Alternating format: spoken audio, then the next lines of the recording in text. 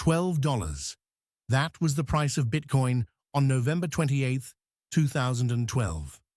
Exactly 367 days later, it was worth $1,200, not because of a tweet, not because of a celebrity endorsement, because of something that was written into Bitcoin's code before a single coin was ever mined. Something that happens every 4 years, like clockwork, without exception. It's called the halving, and in this video, we're going to look at all 4 times it has happened, the dates, the data, the patterns, and show you exactly what the numbers reveal, cycle by cycle. To understand why the halving matters, you first need to understand how new Bitcoin is created.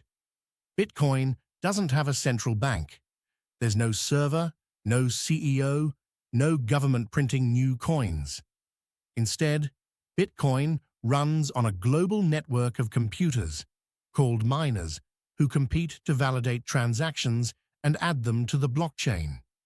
Every 10 minutes, one miner wins that competition, and as a reward, they receive a fixed number of newly created Bitcoin, called the block reward. When Bitcoin launched in January 2009, that reward was 50 Bitcoin per block. 144 blocks are mined per day. That means 7,200 brand new Bitcoin entered circulation every single day. But here's what Satoshi Nakamoto, Bitcoin's anonymous creator, programmed in from day one. Every 210,000 blocks, roughly every 4 years, that reward gets cut in half, permanently, irreversibly, automatically. This event is called the halving, and this process continues forever, every 4 years, until approximately the year 2140, when the 21 millionth Bitcoin will be mined. And then, no new Bitcoin ever again. This is not speculation, it is math. Encoded in Bitcoin's protocol since the very beginning, there will only ever be 21 million Bitcoin. As of today, over 19.6 million have already been mined, more than 93% of the total supply. Now here's where economics enters the picture. The halving doesn't change how many people want Bitcoin. It changes how much new Bitcoin enters the market. Think of it like this. Imagine a gold mine that suddenly produces half as much gold overnight. If demand stays the same while supply drops, basic economics tells us what happens next. And this is exactly what makes the halving mathematically significant. Before the 2024 halving, miners were creating 900 new Bitcoin every single day. After the halving, that dropped to 450 Bitcoin per day. To put that in perspective, Bitcoin's current annual inflation rate, the rate at which its supply grows, is now just 0.83% per year. Gold, by comparison, grows at roughly 1.5 to 2% annually from new mining. Bitcoin is now, by this measure, scarcer than gold. But knowing what the halving is only half the story. The real question is, what has actually happened to Bitcoin's price after each one? Let's go cycle by cycle. November 28, 2012. Bitcoin's price, $12.35. Total market capitalization, $130 million. Less than a mid-sized startup. Most people on Earth had never heard of Bitcoin. For the first few months after the halving, not much happened. Price moved slowly. The supply shock was invisible. Then 2013 arrived. In April, Bitcoin cracked $100 for the first time. Then $200, then corrected. And by November 2013, just 367 days after the halving, Bitcoin hit $160. From the halving day price of $12 to $1,160. That's a return of approximately 94 times, in just over a year. The first pattern had been set. July 9th, 2016. Bitcoin is now trading at $650. Market cap, $10.2 billion. The crypto space has matured. Ethereum has launched. Exchanges are global. But the mainstream, still skeptical. Again, the months immediately following the halving were quiet. But then came 2017. Japan legalized Bitcoin as a form of payment. ICOs exploded. Retail investors poured in. And on December 17, 2017, 526 days after the halving, Bitcoin reached $19,600, from $650 to nearly $20,000, 30 times your money in 526 days. The pattern, a delayed supply shock, producing a parabolic price rally, was repeating. But the gains were smaller, the market was bigger, and the cycle was longer. May 11th, 2020. The world is in lockdown. Markets are in freefall. Just 2 months earlier, on March 12, 2020, Bitcoin crashed 50% in a single day, a day the crypto community calls Black Thursday. And yet, the halving arrived on schedule, because Bitcoin doesn't care about pandemics. Price on halving day, $8,821. Market cap, $162 billion. But this cycle carried something the previous ones didn't: institutional money. MicroStrategy added Bitcoin to its corporate treasury in August 2020. Tesla followed in February 2021. El Salvador made it legal tender in June 2021.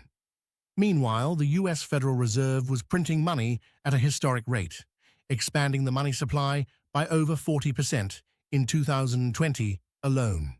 The inflation hedge narrative was born. The result? On November 10, 2021, 549 days after the halving, Bitcoin reached $69,000, from $8,800 to $69,000, a return of 7.8 times in 18 months. April 19, 2024. And this cycle is unlike anything that came before it, because for the first time in Bitcoin's history, it was already at an all-time high when the halving occurred. What changed everything was January 10, 2024. The U.S. Securities and Exchange Commission approved the first spot Bitcoin ETFs in American history. 11 funds launched simultaneously. BlackRock's iShares Bitcoin Trust, IBIT, became the fastest ETF in history to reach $10 billion in assets under management. For the first time, any investor with a standard brokerage account could buy Bitcoin without touching a crypto exchange. The halving still happened. The block reward still dropped from 6.25 to 3.125 Bitcoin. But this time, institutional demand had already front-run the supply shock. The cycle still held, just compressed at the start. And on October 6, 2025, 535 days after the halving, Bitcoin reached its current all-time high of $126,200. Here is where the data becomes remarkable. Let's index every cycle to the halving day, set to 100, and overlay them on the same chart. What you're looking at is 4 separate events spanning 12 years across 4 entirely different global macro environments. Look at the shape of those lines. Cycle 1 peaked at 367 days. Cycle 2 at 526. Cycle 3 at 549. Cycle 4 at 535 days. Cycles 2, 3, and 4 all peaked within a 23-day window of each other between day 526 and day 549. This is not a coincidence. This is a supply-driven market cycle, playing out in remarkably consistent time frames. And look at what happens after the peak. Every single time, a significant correction. The market corrects, resets, flushes out excess speculation. Cycle 1, down 87% from peak. Cycle 2, down 84%. Cycle 3, down 78%. And here's the trend that stands out. Each bear market is shallower than the last. Every cycle has its own character, its own catalyst, its own narrative. Cycle 1 was built on early adopters and a tiny market discovering digital scarcity for the first time. Cycle 2 was fueled by the ICO boom, global retail FOMO, and the first futures contracts. Cycle 3 was defined by institutional adoption, a global pandemic, and the most aggressive money printing in modern history. Cycle 4 brought the ETF era, where traditional finance officially opened the door to Bitcoin at scale. But look past the narrative of each cycle, and what you find is a structure that repeats: the supply shock, the quiet consolidation, the delayed demand response, the parabolic peak, and the reset. 4 cycles, 4 unique triggers, 1 consistent underlying mechanism. Bitcoin's protocol doesn't know who's president. It doesn't know about pandemics, interest rates, or ETFs. Every 210,000 blocks, it halves, on schedule, unchanged since 2009. That's what 12 years of halving data shows. 4 events, 4 cycles, structurally similar, each unique in its drivers. If you want to track Bitcoin's halving cycle yourself, tools like Glassnode, Bitbo.io, and CoinGlass provide free on-chain data in real time. If you found this analysis useful, subscribe for more data-driven breakdowns of the financial world. We'll see you in the next one.